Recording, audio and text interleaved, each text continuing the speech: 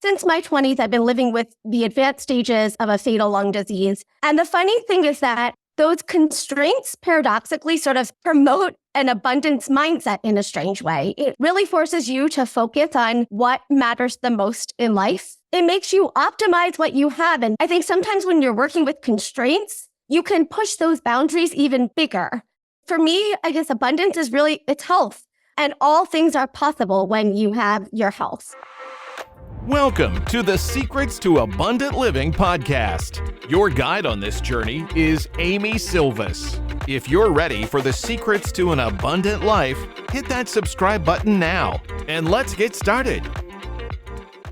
Secrets to Abundant Living podcast community. This is Amy Sylvis coming to you with a dear friend of mine. Welcome, Emily. I'm so excited to have you today, and I'm going to give a little bit of context, which you and I were talking about. I didn't do with my other friend Gunnar before, so I'm going to make sure to do this here. Everyone, this is my dear friend, Emily Kramer-Golinkoff. We have known each other, I don't know, maybe 2 decades or something. I've been so blessed to get to know her. Like me, she also lives with cystic fibrosis and has an amazing story to tell that I think you all are going to be delighted, inspired, encouraged, and all the powerful things. Emily is a busy woman in high demand, just because her story is so incredible. So Emily, I'm so grateful for you to take the time today to talk to talk to me and let our audience hear all about you. Thank you so much. I'm thrilled. I'm thrilled to be here. I'm really looking forward to chatting. Oh, this is great. Can you tell us just a little bit about yourself, whether it's, in the context of the great things that you do or just anything you want to share so our listeners can get to know you better? Yeah, absolutely. So I am an adult living with cystic fibrosis, as Amy mentioned. I live outside of the Philadelphia area, and I am part of the 10% of the CF community that unfortunately doesn't benefit from these life-saving, life-changing CFTR modulators that have totally changed the face of the disease. And so about 13 years ago, my family, friends, and I saw the incredible new advances that were coming down the pike, and yet also learned that they weren't going to benefit me or people like me who have specific genetic mutations that make them unable to benefit from these new modulators. And so we, despite having no desire to start a nonprofit and no background in fundraising and no background in science, we really felt like there was a need for leadership, focus, and coordination, specifically on behalf of the final 10%, as we say. And so we were spurred by desperation. We dove in headfirst and we launched a nonprofit called Emily's Entourage. And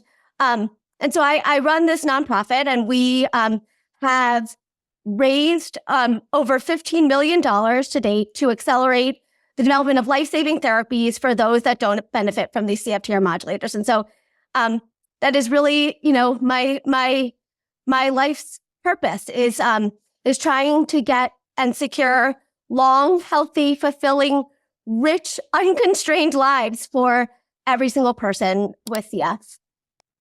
Wow. Talk about living life abundantly and playing the cards that you've been dealt, Emily. For our audience that isn't familiar with cystic fibrosis, I don't know what you were told when you were born, Emily, but I think most of us, you and I are around the same age. We're supposed to live to see high school or college. And yet here you are battling CF in the way that most of us 5 years ago kind of moved on from because of this miracle drug. Not only are you living this day-to-day struggle of breathing, doing hours and hours of treatments, dealing with, all that is classic CF, but you've decided to take it upon yourself to be the leader of the people who don't benefit from this treatment. While the rest of us are off living our lives, you're still in the trenches, living with the illness and marching forward to find a cure or a highly effective treatment. I could have never done that before I was on this highly effective therapy. And I'm just in such admiration of you, Emily. What is... Thank you. Well, I don't know if that's true, first of all. But I do want to say that, it makes me so happy to hear. I mean, I know what a transformative therapy Trikafta and these CFTR modulators have been for so many people. And I it brings me such joy and hope to see the ways that it has absolutely transformed your life and so many lives. And so my whole heart is happy, and yet also just wants that same opportunity for the final 10%. And so, but it is sort of this strange universe where we were all in the same boat before, and we were all sort of paddling our hardest and fighting, this like sinking that we were experiencing. Yeah. And then 90% of the CF population that had just luck of the draw, had the right mutations, and they got lifted to safety and have had the second lease on life. And for those of us in the final 10%, we're still contending with the same killer disease that CF has always been, and still sinking and just racing desperately to get our lifesaver. And so, it is really important and time sensitive work. And yet, I also feel like, I've been grateful and privileged to have this platform and opportunity to make change. And so, sort of being an agent of change and devoting my energy, it gives me purpose, and it's also, my life also depends on it, as well as, and I think really at the end of the day, my biggest motivation is just that, and I know you share in the same belief, but I believe so deeply that that final 10% deserves better, and our world needs them to be their full selves, their full healthy selves. And I just feel so driven to secure the future that I think they deserve. Yes. And how many people decide to take all this into their own hands, as you have, which is just amazing. It just occurred to me, I want to back up because I get this question a lot, because I talk about you any opportunity I get, because I think it's so important for folks to know exactly as you said, we need a life raft for you all as well. And I want to make sure, every time I take my medication, I'm thinking of you and the final 10%. But why doesn't a medication called Trikafta, which I take, which is considered a highly effective treatment for CF, why doesn't it work for you in the final 10%? Can you nerd out with us just a little bit? Yeah. Absolutely. So the crazy thing about CF is that there are about 2,000 different mutations of CF. And there's one mutation that is by far the most common. So roughly 90% of the CF population has at least one copy of that most common mutation. And I guess I should back up one more step to say, in order to get CF, you have to inherit 2 copies of CF from your parents. And so 90% of the CF population shares one copy of that most common CF mutation. And so these new therapies address that most common mutation, which takes care of the vast majority of people with CF.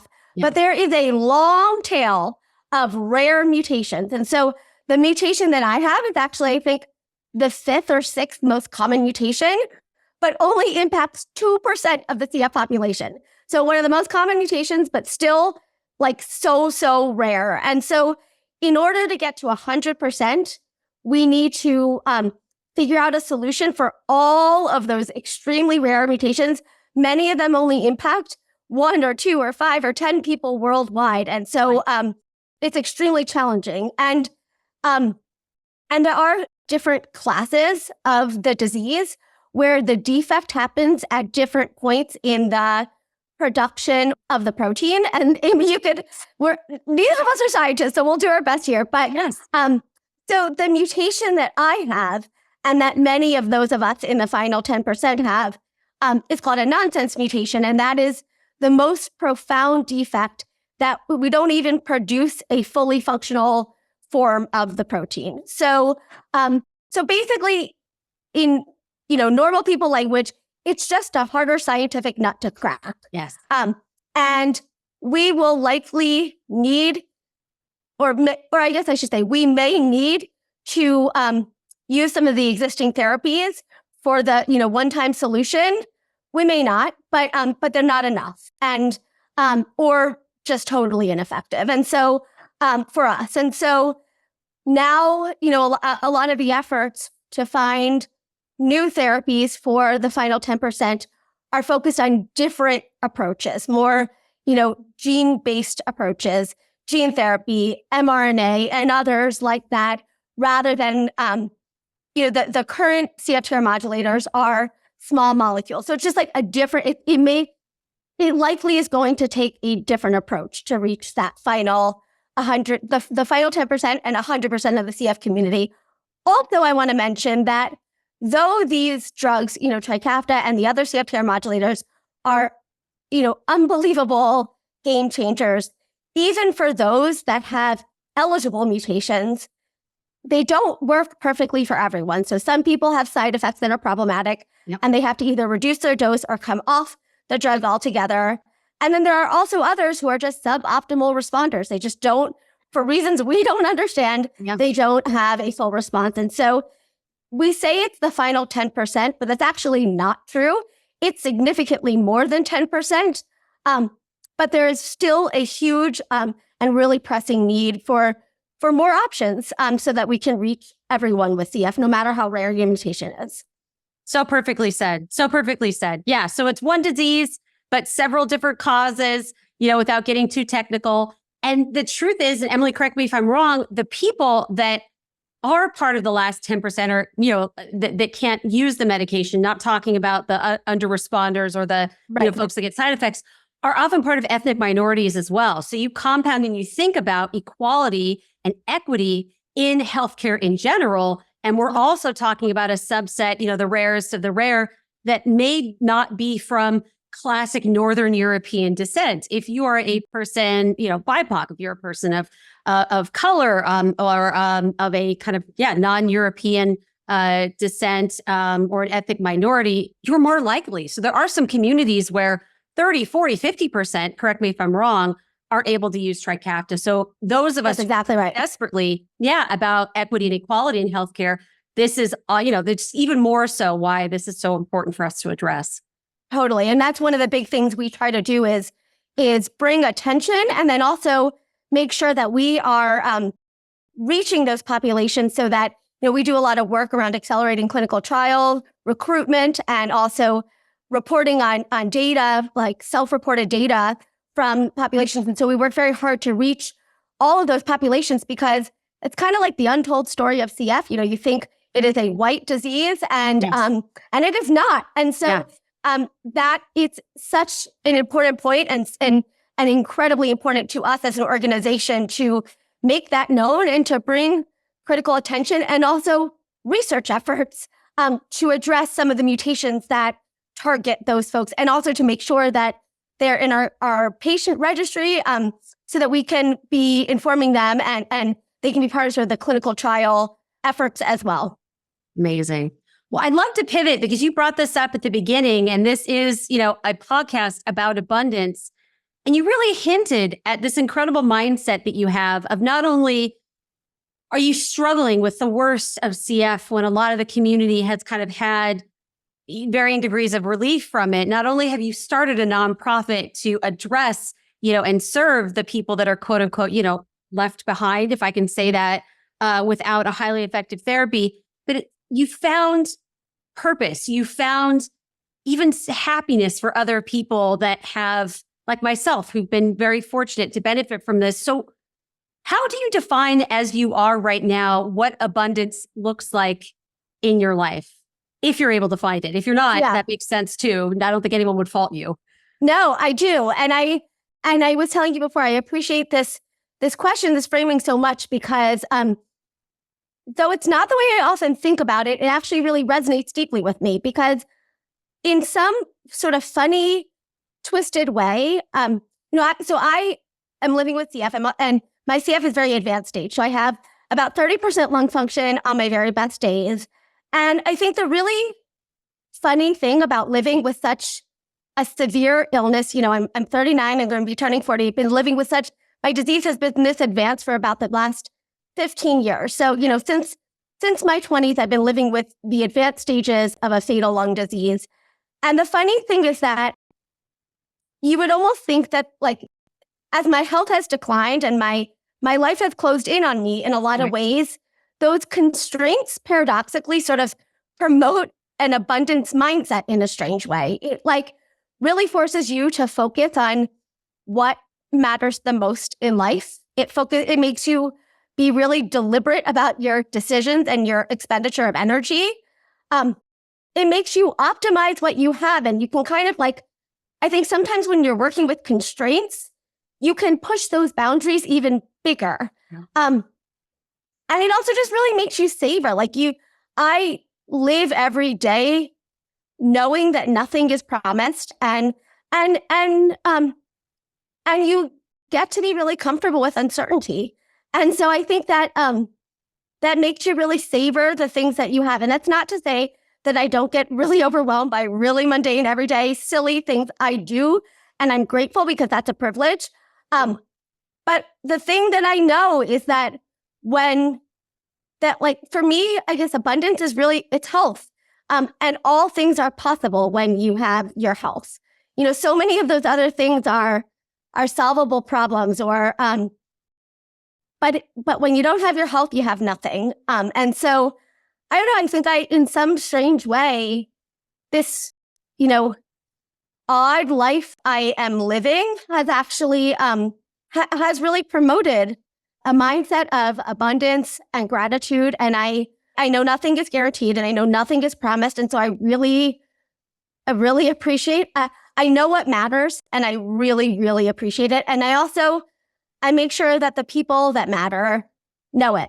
And I think also, and I think about this all the time, but a lot of times I think people go about life and have kind of an illusion of control and certainty in life. And what I always think about is how those of us with serious illnesses like CF, we know that that's an illusion. We know the truth, and that's true for every single person, whether you have a disease or not.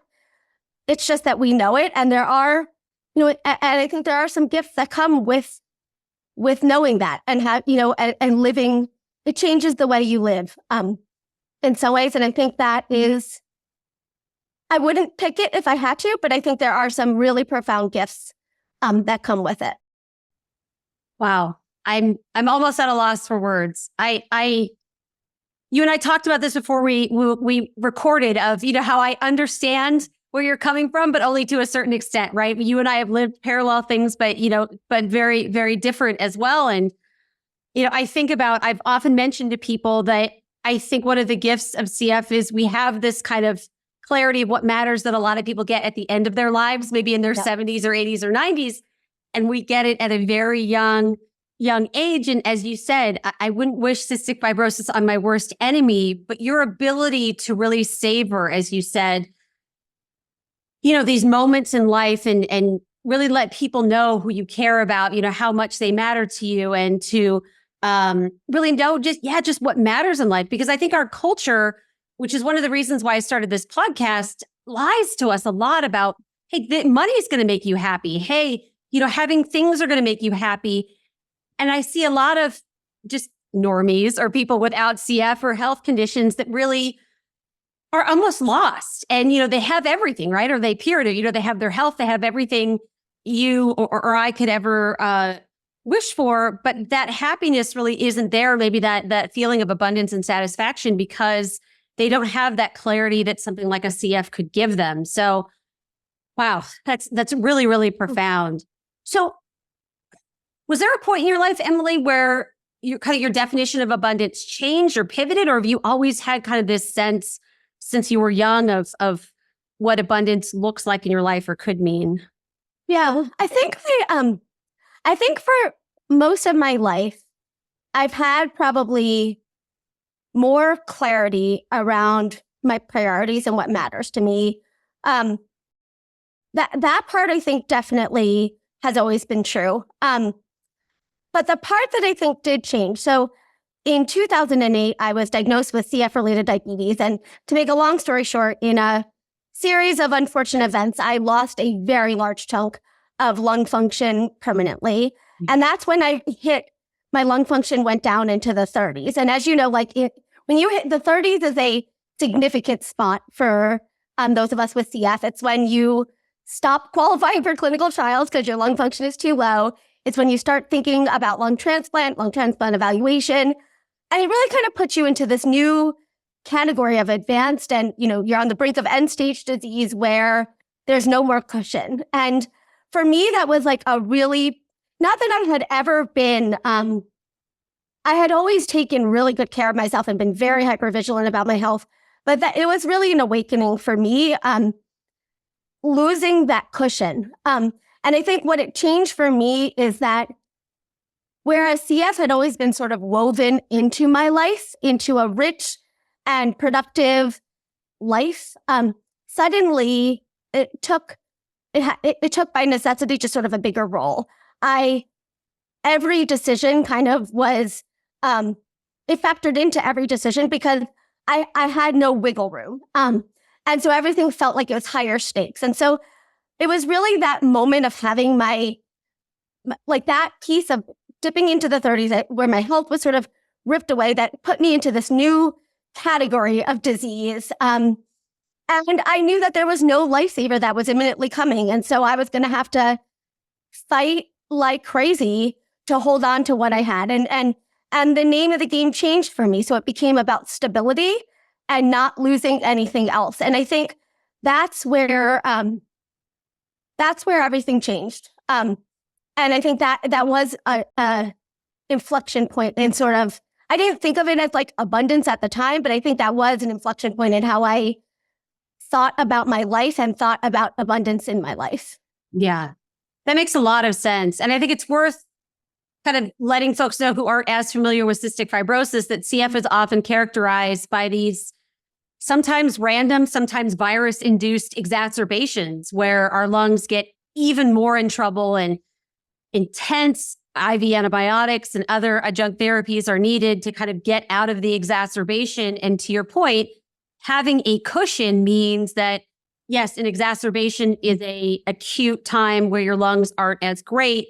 But if you have some reserves, as my physician used to describe them, you can kind of buoy yourself out there most of the time, some of the time. But yeah, and you reach that threshold where it's, hey, one exacerbation is life-threatening. Catastrophic. Totally. And it's interesting because this all also, I think another big inflection moment actually was with the start of COVID. So, and it's no better example of what you were just saying than, when COVID started. Obviously, COVID was deadly to so many people. But it was immediately clear to me that, whereas as time went on, people talk about the pandemic pathing, but I am still living in complete isolation because what has become, what I know is that catching COVID or any kind of respiratory virus at this stage of my disease could be completely catastrophic. And we can talk a little bit more about this later, but yeah, for the first time in history, there are actually some really exciting new therapies coming down the pike and in clinical trials for those of us in the final 10%. And so I have taken this really radical and, bizarre, I've made this like huge decision to live in strict isolation so that I don't risk catching anything that could trigger a catastrophic exacerbation, and kind of wrap myself in bubble wrap while these promising new therapies are making their way through clinical development. But I think the point there is that I realized that one bad virus, COVID or any respiratory virus, could be the thing that sort of, ends it all and, could be catastrophic for me, could be fatal, or could just create such significant permanent damage. And I don't have the reserves to come back from that. And so my family and I have made the decision to take this really radical approach. We don't know if it's the right approach. We don't know if it will pay off. And yet it feels worth it to optimize my chances of being able to benefit from what's coming. But oddly, in this strange world, so it's been now, 4.5 years that I've been living in strict isolation. So we don't go into any public places except for hospitals, and keep a distance from people outside. Like it's pretty extreme. Even little things. So like one of my biggest passions and hobbies before COVID was travel. And I've been really limited in how I can travel. I obviously cannot go on an airplane. And everything I do has to be contact-free, contactless. But one of the things that I have realized is that we have explored so much around the Philadelphia area, things that I never would have wasted my time doing if I could fly to like way more, places that sounded a lot more exciting. And I realized that there's so much more adventure and beauty and excitement all around that I think we sometimes, like, you get carried away by what sounds sexy and what sounds cool.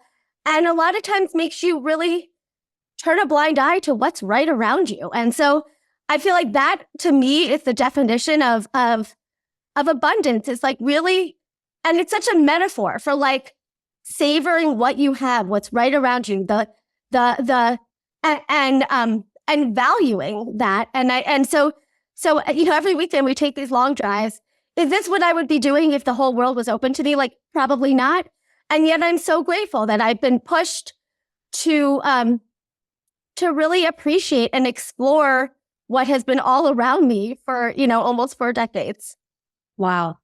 What a great reminder, because you're right. I mean, I think of glasses, right? We put on glasses and we can see abundance, where we can find it. It doesn't have to be something that we create or, focus on things that we can't control. That abundance can be right here. It just depends on decide to shift our focus. And gosh, that is so powerful, because the abundance exists. Like, it's there. Yep. It's just whether you're open and vulnerable enough and willing to see it and savor it. Yes. Gosh, that's powerful. Yeah. I heard someone say once, and I don't know if it's completely true, but our subconscious notices a whole bunch of things, but only a few things can be within our awareness, our consciousness at a time. And we can train our brain to what it decides to focus on. And to your point, is it, international travel or domestic, or, I hear that. I'm with you. It's amazingly fun, but yeah, what is it that's around you? I follow you on Instagram. I know the cool things that you do, and I see you savoring it, which is, hey, maybe this isn't exactly what I want, but I'm going to find that abundance. I'm going to find that happiness, and not necessarily create it, but make sure that that's what I focus my brain on. Emily, that's beautiful. It's a great reminder to me. I'm sure a lot of people are nodding their head right now. I think it's a metaphor also for life too, is that there is so much pressure from society and to like race after the next shiny object, or to, get, and I'm like as driven as they come. I'm an overachiever. I totally appreciate that. But I think that's like where I think you have to be careful, where I think there's opportunity, is you don't want your drive and your seeking to keep you from really deeply valuing what you have and recognizing how much you have. And I don't do this all the time. I'm no perfect example of this, but I do think that the seeking can come at the expense of appreciating and valuing. And I think they can coexist. And I think that's really the ideal, is to be striving and to be savoring. Yeah. Yeah. That's, wow.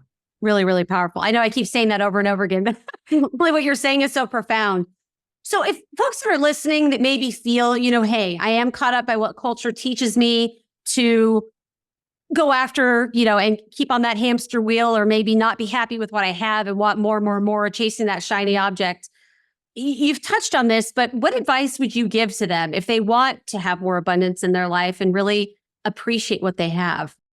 Totally. Well, I think for me, I immediately think about health. And so I think about your ability to wake up, your ability to move your body, and to dream of a future that feels possible and exciting, your ability to breathe without thinking and so effortlessly. That is such a gift, and it's a gift that we don't all have. And so I would want to encourage people to know it and to use it and to appreciate it, to preserve it, do what you can. That is, it's a gift that you have to nurture and take care of, and also to help pay it forward for those of us that don't have that privilege. And I think really there's no better example of that than you, Amy. And but truly, I hope that people realize. I think there's a lot of people that go through life with good health, and they don't realize what and I don't mean this to sound trite or cheesy, but what a profound gift and an unpromised gift that is. And more than anything, I would love to bring their attention to that so that they can really use it and use it for good for themselves and use it for good for the world.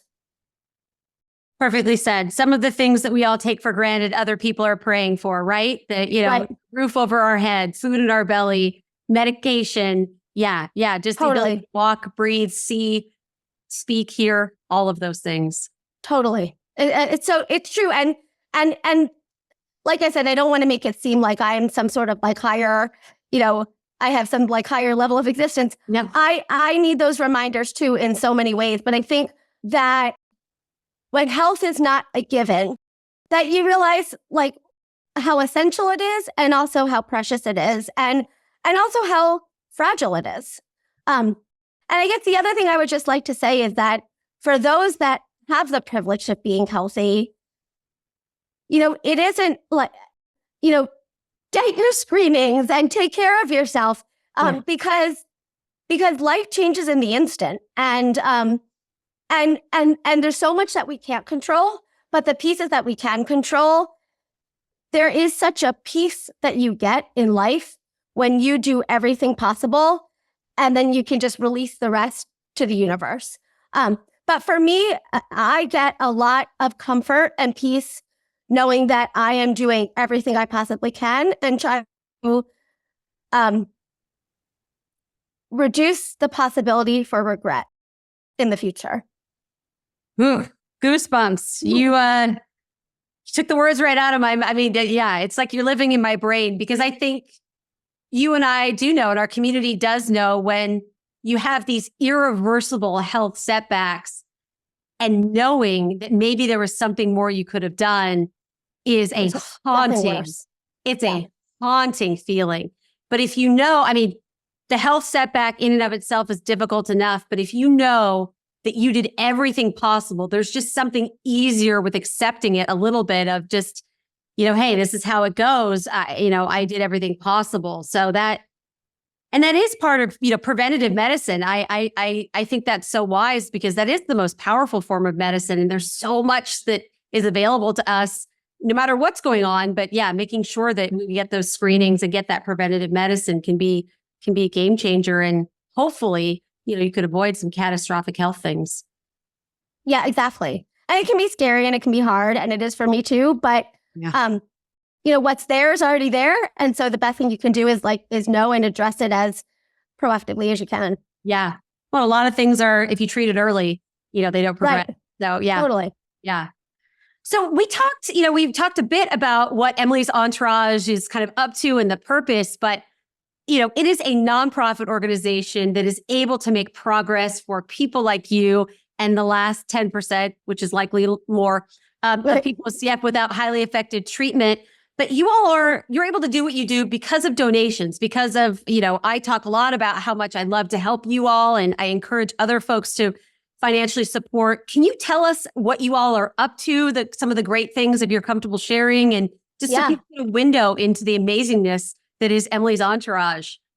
Absolutely. So we do a number of things. At the end of the day, every single thing we do is about accelerating life-saving research and drug development for those that don't benefit from existing CFTR modulators. And the buckets of how we do that is we give out research grants. We have to date given out over 38 research grants, and have secured over $52.3 million in follow-on funding for that work. We also make strategic investments through our venture philanthropy arm. So we spun out a CF gene therapy company that is beginning clinical trials. As we speak, it's been acquired and beginning clinical trials. And so we're so incredibly excited about that. We host scientific meetings and convenings to bring the best and brightest minds from within the CF field, but also, as important, from outside of the CF field, so that we can borrow ideas and collaborate with some of the really exciting things happening in other disease areas and pull in some of the technology. We also have a patient registry and a clinical trial matchmaking program to help accelerate clinical trial recruitment, because one of the things that we have learned is that clinical trial recruitment, and especially for ultra rare mutations and diseases like those in the final 10%, presents huge hurdles for drug development and efficient drug development. So they causes huge delays. And so we have developed and manage a registry of people that don't benefit from modulators from all around the world. And then we work with different companies that are recruiting patients for their trials. And we serve as the matchmaker, where we reach out to those in our registry to make them aware of the different trial opportunities. And what happens is that it makes recruitment go faster because we have this ready-made community. We can target exactly the people that these trials are intended for. But also, and I think even more importantly, it equips the CF community. It's a direct-to-consumer registry. So it equips the CF community with all of the tools and information and access to pursue clinical research opportunities without relying on others to let them know about it. So these are emails that come right to their inbox. And we believe that the best situation is to hear about clinical trial opportunities from lots of different sources. So, from your doctor, from the others in the CF community. But the role that we play is we want to send the note right to you.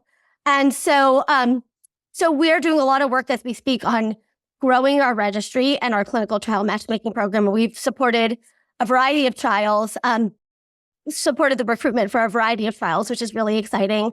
And then, of course, there is advocacy work.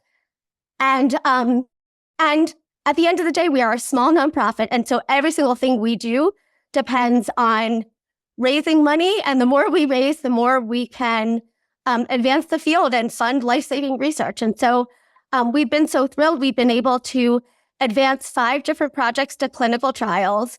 And we have developed over 30 different phage. We developed phage therapy, and we can talk a little bit more about that. Yeah. So phages are these viruses found in the environment, but they're incredibly effective at killing antibiotic-resistant infections. So we have developed phages to treat some of the bacteria that plague the CF community. And over 30 people have been treated with the phages that we have developed. Those are not just people with CF, but they include people with CF. And I think what that really goes to show is that the work for us, the work we're funding, it's about the CF community. But the truth is that it scales so far beyond the CF community. And so I kind of think of the CF community as sort of the super users. But the solutions that we are devising and the research that we are advancing has the potential to help millions of people with genetic diseases and also with antibiotic-resistant infections. And that's, a global epidemic in a lot, or not an epidemic, but a major global threat. And so that's kind of the gist of what we do. And then we have a variety of different ways that we raise funds to do all of that through events and campaigns and whatnot. Beautiful.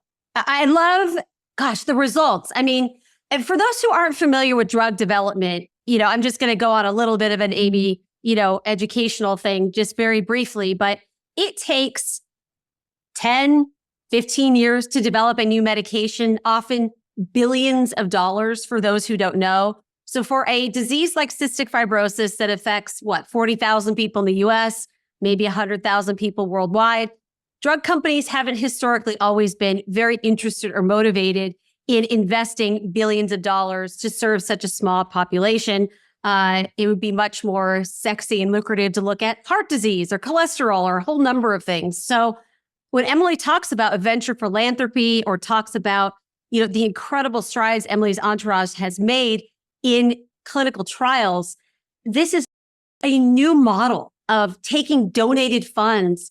And, there are several ways to go about it, but high level of either funding the research or creating your own company or helping others kind of get off the ground running with the funds. It's a true example of, I'm going to take this into my own hands, and this is what my community needs and what I need, and we're going to go off and run with it. And every time I donate to Emily's Entourage, and I hope to continue to do more and more all the time, as I tell Emily, I think about, the empowerment and the excitement of this isn't just, a donation that I'm making and who knows where it's going to go or what impact it's going to have. I mean, this is real time. This is proven. This is effective. This is making a difference immediately, which is so exciting as a donor to see what you all have been able to do. Thank you. I really appreciate that. And I think it is also, it's so true that, it's a hard time for medical research. There's declining federal funding and this and that. And one of the things that we realized early on is that if there's an outcome that we want in a very specific area of medicine, that there is a unique opportunity, like as a person in that population, and a family and a community, that we have power and that there is an opportunity for us to tell our story and to raise funds and to kind of like a personalized approach to financing and advocating for these ultra rare diseases. And I think increasingly we're seeing in the environment that's what it takes to get it done for these ultra rare diseases, is that it takes leadership from people with the disease and their families who have a deep vested interest and are willing to stop at nothing. And I think it really comes from this idea that we have no other options. Our lives are on the line and we know it, and that's our power. And so you can bemoan that and you can grieve it, and that's all totally understandable and respectable.